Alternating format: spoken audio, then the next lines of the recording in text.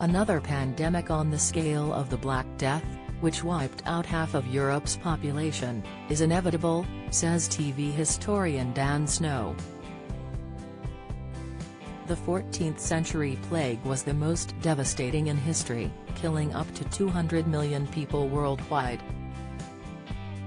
In Europe alone, 40 to 60% of the population perished between 1347 and 1351.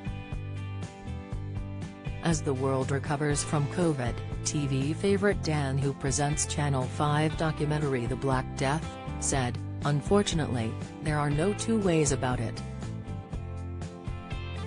He pointed to zoonotic viruses, those which make the leap from animals to humans, as an area of concern.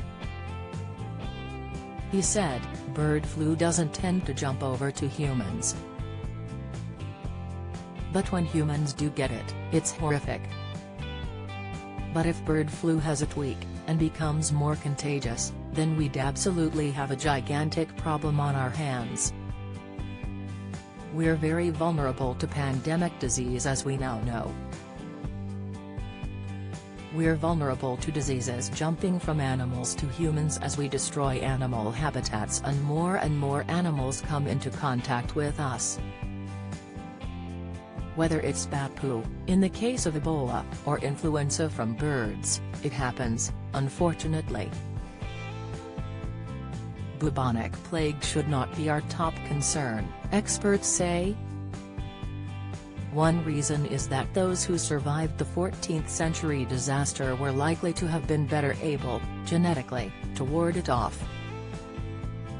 This means their descendants would be likely to carry any protective genes. We're the survivors," said Dan.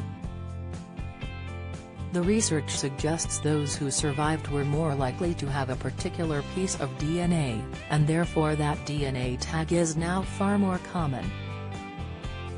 As a result of the Black Death wiping out so many people, those tags, a little corner of our DNA are more prevalent.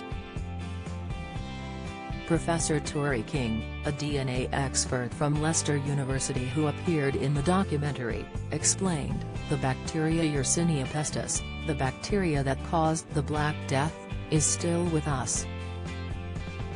The whole thing is still very dangerous.